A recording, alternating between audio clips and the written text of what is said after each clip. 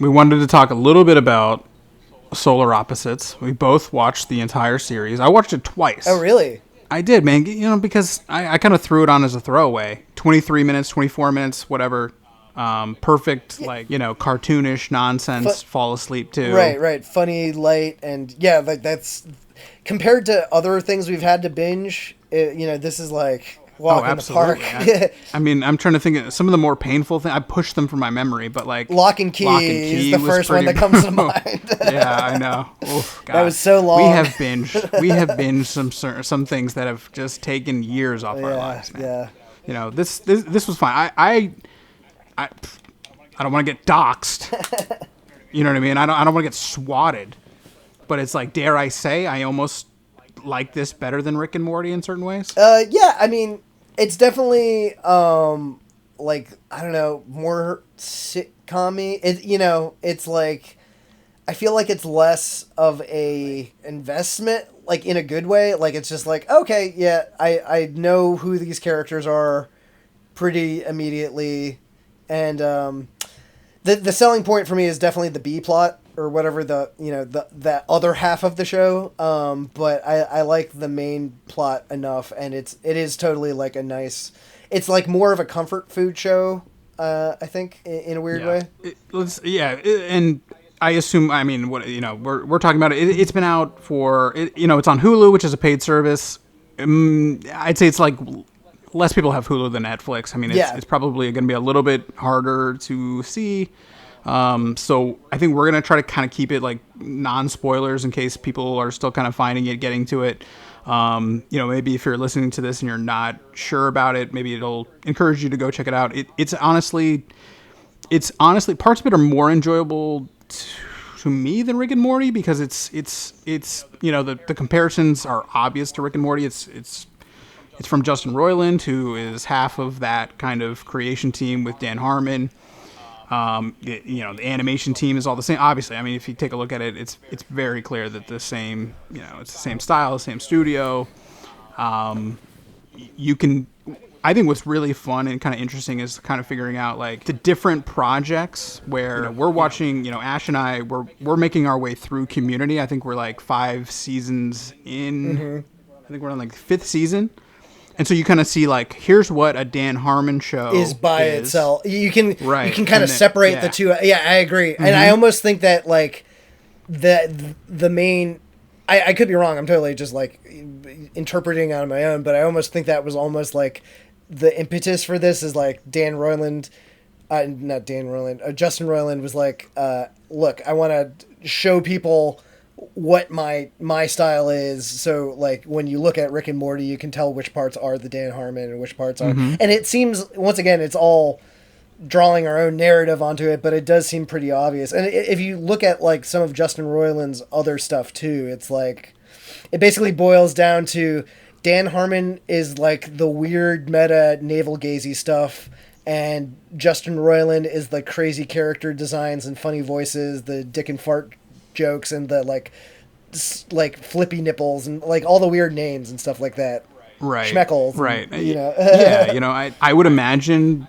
I don't know if it's a weird ego thing for Roiland where he was kind of tired of hearing like, oh, you're the... Dan Harmon's the genius or whatever. Harmon is the brains and the genius behind Rick and Morty, and you are fucking Ringo. You're just, get back there and play the fucking drums, put on a bass line. Harmon is the genius. He did a genius show that everyone loves, Community, and this is his second thing, and you've never done anything, and you're lucky that you just do the fucking voices. I'm sure he's heard that, man, and he was like, you know what, I want to do, which who knows if that's true, I have no idea, but I'm sure he kind of wanted to do something a little bit on his own. He's not doing it alone, obviously, like he has another creator that is from Rick and Morty that he took, so. And I think part of it too, if I had to guess, like it's like whatever deal that their production studio struck with to do more Rick and Morty for Cartoon Network or whoever it is. Like I think they're just fully in the like we are a fucking sausage factory now. Like before, like they would, one of the reasons why it takes so long to do the new seasons before they got the 7-season deal was like basically all the animators would like do their 10 episodes and then they would like close up shop and get other gigs for a while. And so I think this is part of the push to just always having the same in-house animation team producing content so that, they just keep the machine moving or whatever.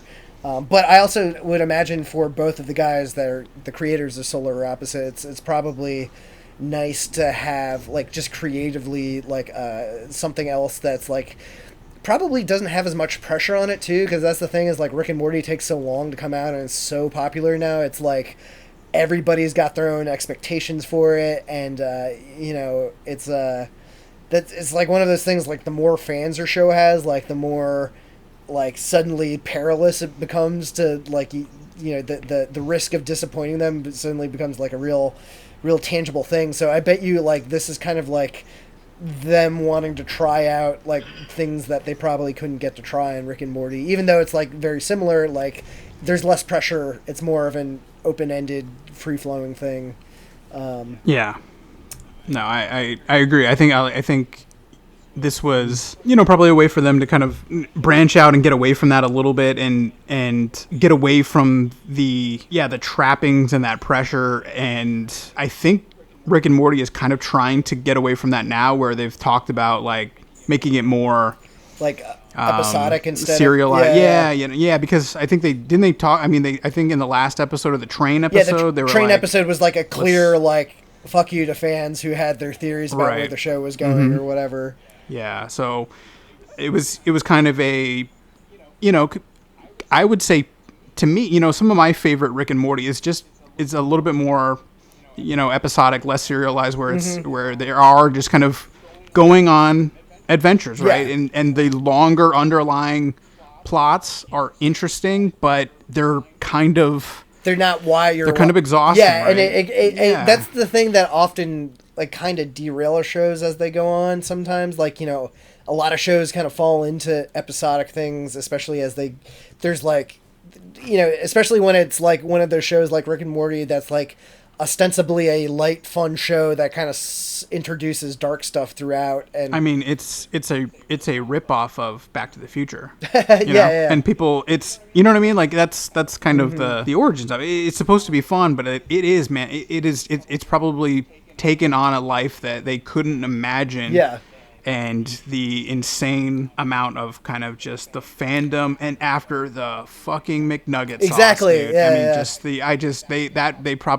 they were like, let's tone it down. Because Roiland's, Roiland's been developing this for like 2 years. Yeah, I think they tried to sell it to Fox in like 2018. Oh, I think it got bought in 2018, and then it something fell through, and then it kind of got resold later to Hulu. I guess when 20th Century Fox kind of was going through I imagine its whole thing, like and Disney was like, oh yeah, we're not.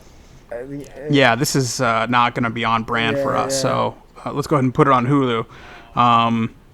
But this is what's interesting, and we're not going to get too deep into the actual specifics or whatever.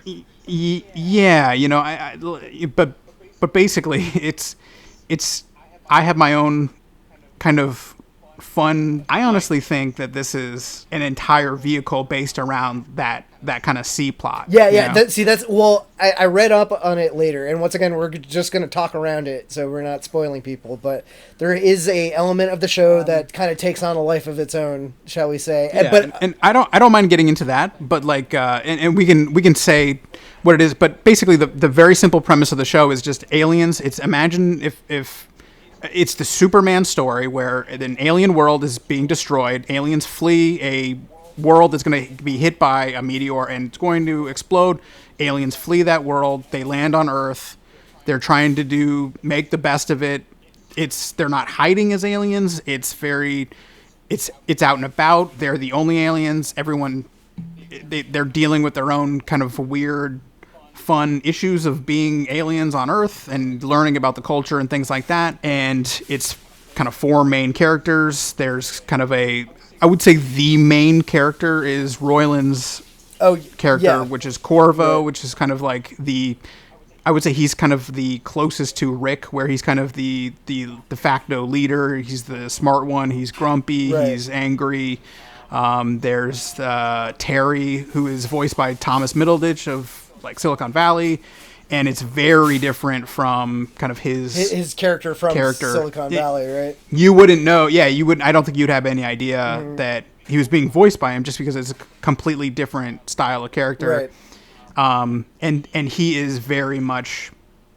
They are complete.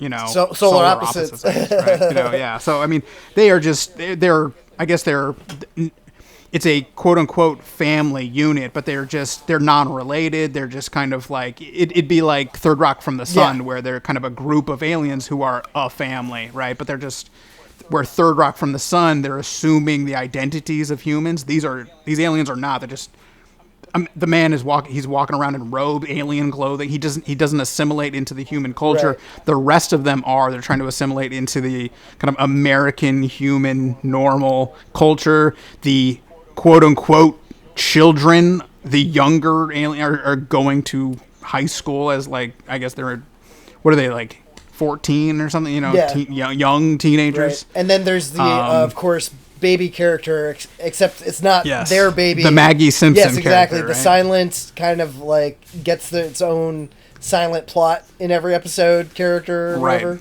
Yes. Honestly, the pupa is probably my favorite character in the show. Which it's a cool wrinkle, because apparently the pupa, which I don't think it's not a child version of them. Yeah, it's supposed to be, I guess, something some different. Sort of other thing that will mature at some point and evolve, and then destroy all humanity and terraform their planet so that it can be, better suited for their needs. But it seems perfectly fine right now for their needs. You know what I mean? They're running around. And that's a great little seed for them to kind of plant now, no pun intended. I'm sure if the show ends up Rick and Mortying as well and becoming popular, and it'll develop its own plot lines and stuff like that. That's like a little Chekhov's gun that you stick in the beginning and you don't really pay attention to, but there's this little tension of oh, hey, is that thing ever gonna reach its maturity and kill everyone or whatever? Right. So you're kind of they kind of hint that things are to kind of keep you thinking about it, where I think at the end of the season things are happening, but it's constantly kind of being, you're reminded of its importance and things like that. It kind of goes off on its own little misadventures and things like that. The way they kind of structure the show is that the two adult aliens are kind of what you would call, I guess, like an A plot. Yeah. The two children are kind of a B plot. And then in certain episodes, there's kind of like a third plot where the children have, just to lightly touch on it, and this is the most fascinating part of the entire show, and this is what I honestly think, it's a Trojan horse concept, where I think they sold a network on, hey, we're going to make this concept, and they were like, but we really want to make this show.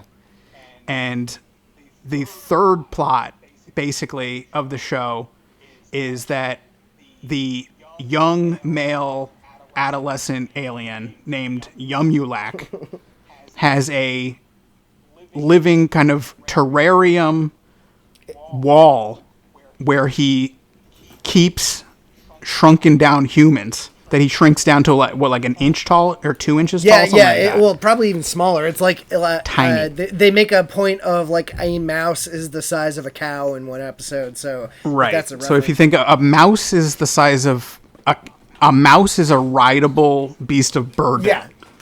So you're that size, right? And if you cross Yumulak, if you just happen to, one guy happens to walk by him, and he goes, "Oh, that man has a red shirt. I don't have one of those," and he just shrinks him and puts him in his wall. So you could literally your fate is decided by just arbitrary happenstance. Yeah. Yep. One guy farts in an elevator and blames it on him. He gets shrunken down. Every offense from a rude waitress who wasn't fast enough with a refill of a drink, she gets shrunk. You know what I mean? Yeah. So it's interesting to see throughout the course of the season how those characters develop and change from being what they were in the real world, a janitor who does kind of a creepy thing early on in the season ends up in the wall, and then you get to see how that progresses. You know what I mean? The man in the red shirt, how he progressed, and just it's interesting. Yeah, it's that is the most compelling, fascinating. Part. Yeah, yeah, absolutely. I agree 100%. And I think anyone, if you talk to anyone who has seen the show, that is what is the most fascinating part of the entire series, and that's what people want to know more about. Yeah. And I don't know if they thought they could sell that concept to a network, you know? Well, I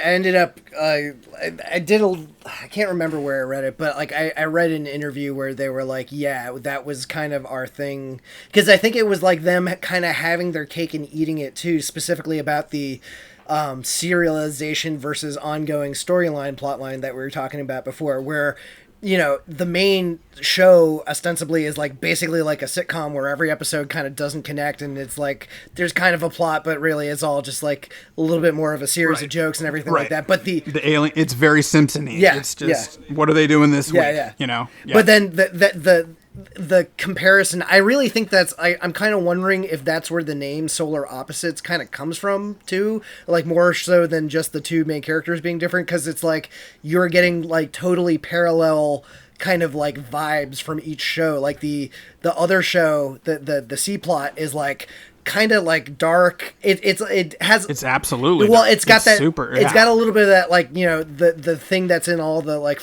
more fucked up Rick and Morty episodes, but the fact that it keeps on kind of drilling down deeper every episode, like the first time you're introduced to one of the main characters of the C plot, it's like literally he's a throwaway joke at the end of an episode, and then it's a surprise when he shows up again, and same thing with the other characters. And then once you get into the machinations of this society that has formed in this terrarium, and like even the level of talent, like Alfred Molina is one, like they they got Christina Hendricks as one of the characters. It's like there's a few other ones, but like it's funny because like the big name talent is all in the C plot.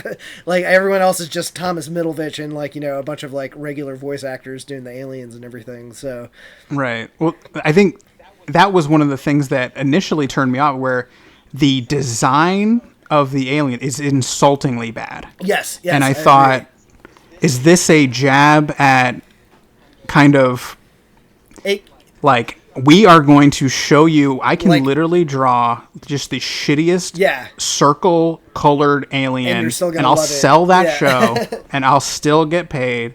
And we'll draw it, and we'll have them go on their adventure, whatever. But we're gonna sneak this part into this, and that will be kind of my art, you know. But I'm gonna sell them this insultingly bad alien design. It's just, you know what it reminds me of? You remember Rocko's Modern Life, like Mr. and Mrs. Bighead or something? That exactly right. Yeah. No, that's exactly what they look like. I mean, it's just kind of like they were like.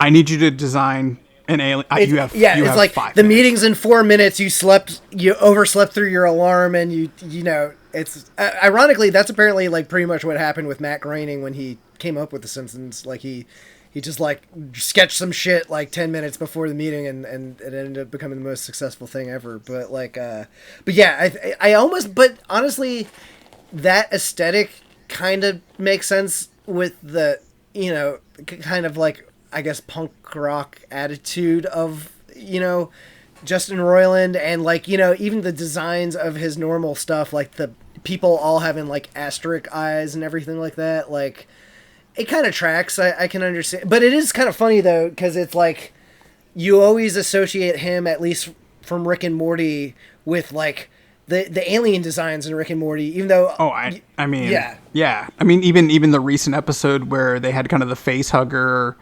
I mean, just if you look at that art, you know, this could have been another way for them to kind of further distance themselves and go like, hey, this will not be Rick and Morty, because I mean, we're not gonna just, you know, it, because the artwork in Rick and Morty, especially the later seasons and stuff, and the character design and things like that, the aliens, it's so cool. And they were just like, you know, let's just let's not do stick figures, but let's literally do like MS Paint.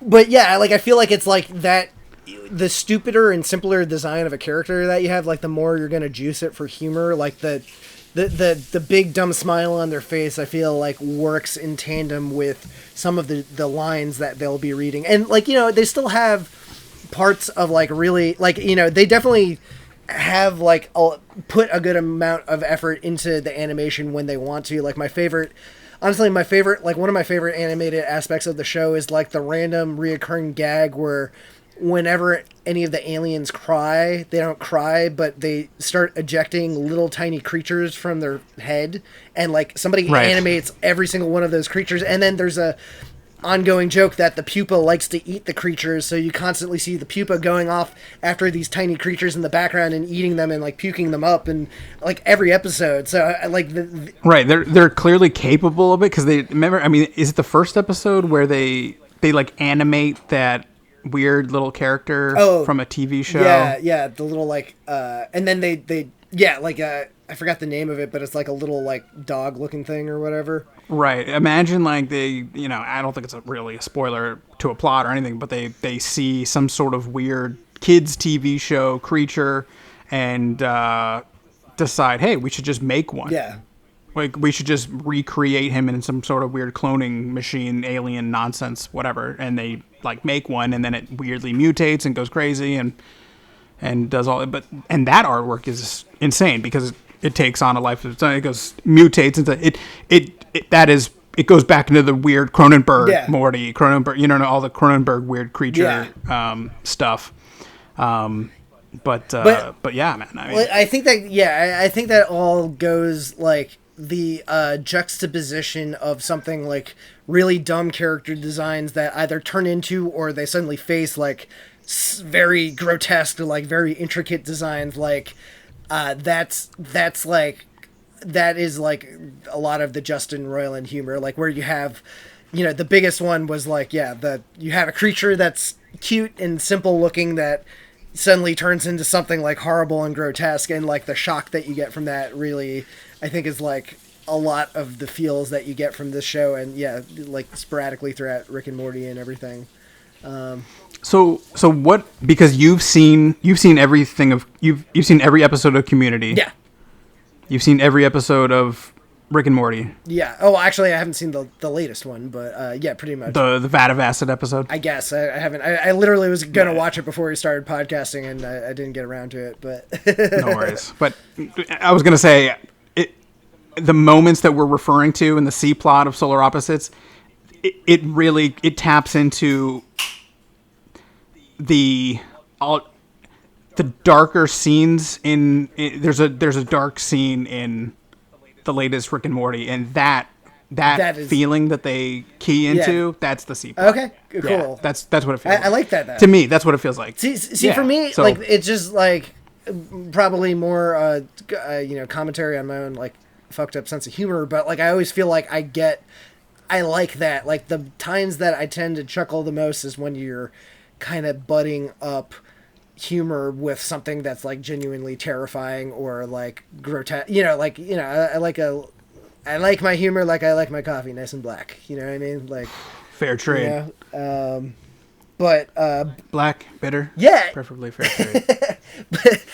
but like that's the thing is like when you get that like something can be funny, but when you add in like that feeling you get when you see something so horrible that it makes you like laugh because you don't know how else to react from it. It's like kind of more like a shocked laugh, like that. I think like when you're able to mix the two, and you can, if you do it right, like it really makes for a more unique and memorable experience and everything like that. Yeah. So where I was going with that, you know better than I. I'm still working my way through Community. You've seen the insane sex doll show. Yeah. You've seen more of Roiland's work than I have. You just have. You've seen more of the weird stuff than I have. Mm-hmm. Are you picking up now? Like you can better define who is what and who is Yeah, for sure. I mean, so what in your opinion is what are you not seeing in one, and what are you seeing, and how are you seeing? Are you appreciating differently who is contributing? Which, like, especially in the Rick and Morty combo, who is Dan Harmon? Like, what is coming from Dan Harmon? What's coming from Roiland? that sort of thing. Is that what you're asking? Like, right. Bro, because I know we've talked, right, about the train circle, and that's all Harmon's craziness about the... Yeah, like the train circle episode that just came out on Rick and Morty, that was the most recent one I watched. And I didn't do like a ton of research on it afterwards, but like I just know in the plot, it's kind of like a Snowpiercer type of plot, where it's like Rick and Morty are going through different train cars trying to escape, basically, and it's all very meta in the sense that like every train car is like kind of, it's supposed to mirror, like Dan Harmon is kind of famous for creating this thing called his story circle, which is his own modified version of the hero's journey, which is this famous like, it's like this thing that like they always say like is the structure of a story that has been followed ad infinitum since the beginning of time. Like some of the most timeless stories follow it, like Star Wars and The Wizard of Oz are good examples. And it's always like, the call to action, which is like the thing that comes into the hero's life that makes him do something different, and then the refusal of the call because the hero is always hesitant, and then they meet a mentor that like tells them to go on the journey and gives, and there's weirdly specific steps, and not every story has it, but most of them have elements of it and everything. And basically, years ago, Dan Harmon had kind of made his own modified version that like isn't as specific as that and kind of puts it more into layman's term, and it basically breaks it down to like you have somebody that's in a position of comfort and something comes along and knocks them out of that comfort position, and yada yada yada. It goes on. It's a little bit more its own thing, but weirdly like it has like become a huge thing amongst writers. Like I feel like every time I listen to a writer talk lately, or anyone that has a podcast that is a writer, like seems to bring it up in passing at some point. Same thing with the Bechdel test, which is a element that comes into that Rick and Morty episode. So I think the whole Rick and Morty episode is very Dan Harmony in that it is very meta and navel-gazy, and like you see a lot of that sort of stuff in Community too. Like there are episodes of Community that pretty much do that same thing, like commentating on a story structure as it's happening and kind of subverting expectations and everything like that. So that stuff is pretty cool, and I usually like it, but I also understand it's kind of a tightrope, and it probably is starting to butt up on the point where it's like a little too masturbatory and smart. The last episode even got there, where they, I don't think it's a spoiler, but there's an exchange between Rick and Morty where it's just an exchange between Harmon and Roiland, and I think it could be Roiland and Harmon where they're talking about ideas. It sounds like they're talking about like the show itself or like what they're gonna do. Yeah, like or just coming up with ideas for the show, or coming up with ideas for the episodes or something like that, where they mock each other, where he uses the examples of like, you never like my ideas, your adventures suck, my adventures are better. Oh, remember the one with the pickle where I turned myself into a pickle? Like they get into this battle of like, I came up with that. Where were you? You know what I mean? Kind of. It's very strange, man. There may be some weird underlying like tension things. Or something. Well, I was curious because I thought that I heard the rumor that they were like arguing a little bit more, and like I don't think there's like bad blood or anything like that, but like I could see, especially like we were saying, once you get that added pressure and suddenly people are like, oh, are you gonna tie all these stories together? Where's the show going? What type of show is this gonna be? Like I could see that being where they're two differing creative types start to butt up against each other, and like the balance between the two is the genius of Rick and Morty, because it is, I think, a show that's better than the sum of their parts. Like they're both, unique and very talented in their own right. But like the thing I think that always made Rick and Morty special is the weird kind of combo of that, like, fucking flippy nipples jokes with like, what is the meaning of life kind of ponderings, and the way it changes gears from those, like, like 1 second to the next. But like, it's also hard to kind of maintain that tempo, especially when there's all this pressure and everything like that. So yeah, I'm sure they're like probably like putting little breadcrumbs, like, paying homage or addressing that. Yeah, I mean, it sounded like it could have been an exchange in between people in the writers' room. It could be it could be them arguing with fans, where they were getting critiqued for bad episodes, but then they're like, "Hey, remember this? Yeah. Remember the Pickled Rick? Yeah. Like, where were you? You remember? You know what I mean? Like, it could be old. You know, where were what happened? You guys have sucked in season 2. It could have been anything. It could you're projecting weird things. That could be anything. But it's interesting to like these are unnatural exchanges, and I always feel those are Harmon trying to communicate something because they don't feel like they're natural conversation between two characters. They are it's weird way to communicate for a guy that just is. I think he's like constantly on Twitter, right? He just has a podcast. Like it's a weird thing that he chooses to use that. Oh yeah, as a way to weirdly veiled communication. He would just get blackout drunk and host a podcast and just talk shit about Chevy Chase. Yeah, I think that's... So why would you do weird veiled messages in like the most insane popular TV show? I mean, he did that in Community. I think that's Dan Harmon's thing. Like you were talking about, like how can you tell the difference between the two? And like I think like Dan Harmon, every creative act that he makes is like a therapy session because he can't not inject himself and his life and his like insecurities into everything he works on, for better or worse. Like I think that's like the thing that made Community so good. But if you like listen to him talking about Community, like all these throwaway jokes were just like you said, like him hearing somebody on Twitter making fun of critiquing his writing, so he ends up like taking something that person said on Twitter, and that's apparently where Streets Ahead came from, because somebody on Twitter said that some other show is Streets Ahead, so they had some character on Community say it to make fun of that. And same thing, I think that's kind of why his first marriage broke up, is because he couldn't... The only way... I think he said the only way he would talk to Erin McGaffey about their problems is if she came on the show and talked about it in public. So he's like big on this like weird confessional thing, and I think that's where you get a lot of power of his stuff from. But it is, like I said, like, especially when people kind of start to like recognize that shtick, it is like maybe like a little too like navel gazing sometimes. Even though I love it, I think he's like one of the best. He's still always going to be one of my favorite writers and everything like that. But it's interesting to see where he's going to be at now that he's at this weird, like kind of different trajectory with his career now that he probably was never expecting.